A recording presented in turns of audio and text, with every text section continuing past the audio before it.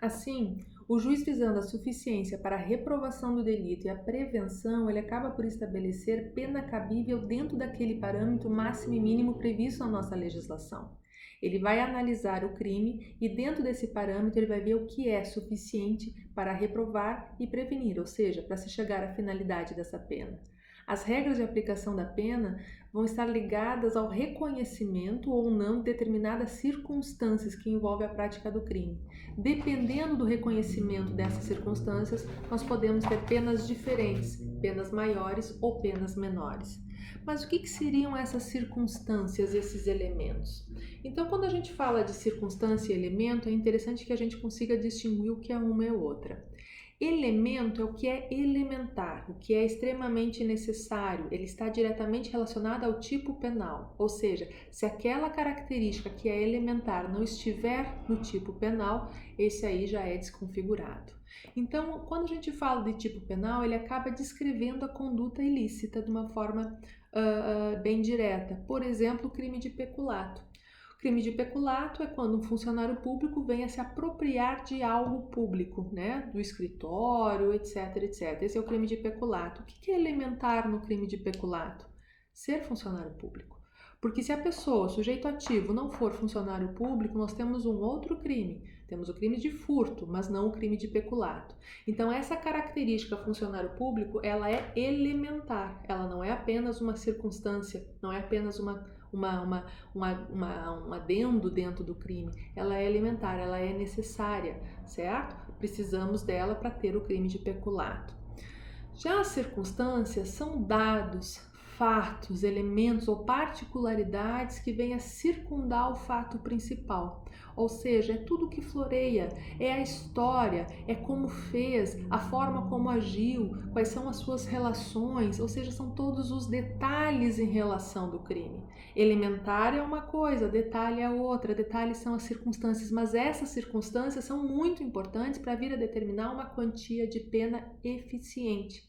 Porque dependendo das circunstâncias, elas podem vir a agravar a situação do condenado ou podem vir a atenuar a situação do condenado. É tudo aquilo que é utilizado para a fixação da pena. Quando a gente fala em aplicação da pena, tudo vai depender da circunstância. A gente, quando fala que a pena é personalíssima, que a pena é individual, tudo vai depender destas circunstâncias trazidas, né, no crime. Então, essas regras, né, de aplicação de individualização da pena é a circunstância que vai nos dar, certo? Então, a ausência de circunstâncias não vai influir na existência do crime. Por exemplo, o meu crime foi um homicídio, ponto. Agora, o meu homicídio foi por motivo torpe, foi por motivo fútil, foi mediante emboscada, foi com uso de explosivo. Todas essas coisas são circunstâncias, mas se eu não pratiquei um crime com nenhuma circunstância, o homicídio vai continuar existindo. Ou seja, não foi por motivo fútil, não foi por motivo torpe, não foi por nada, foi um homicídio puro e simples. O crime ainda existe. No entanto, se eu retirar o elemento do crime, o crime acaba ficando desconfigurado, certo? Então, o que é elementar precisa ter, ou que é circunstância, agregam para a aplicação da pena, seja para aumentar ou seja para diminuir. Quanto a essas circunstâncias, nós temos uma classificação delas, certo? É elas que vão importar para a dosimetria da pena, é ela que nós vamos levar em consideração para a aplicação da pena. Quando a gente fala da classificação das circunstâncias, nós temos quanto à sua incidência e quanto à sua natureza. Enquanto a sua incidência, ela pode ser dividida em objetiva e subjetiva. As objetivas dizem respeito sobre os aspectos objetivos do fato, ou seja, o lugar, o tempo, o objeto material, a qualidade da vítima, o modo de operandes, o meio de execução, tudo isso é objetivo. Eu sei se foi mediante emboscada, eu sei se a vítima tinha algum tipo de parentesco, eu sei o lugar onde essa vítima estava, eu sei a idade dessa vítima e do agressor, certo? Eu sei tudo, isso é objetivo. Abre-se o processo, nós conseguimos ver objetivamente essas circunstâncias. Já as circunstâncias subjetivas está relacionada ao agente e não ao fato. Percebam que a objetiva é sobre o fato, aonde aconteceu, como aconteceu, onde aconteceu, a idade da vítima, é sobre o fato, certo? Agora, as circunstâncias subjetivas é sobre o agente.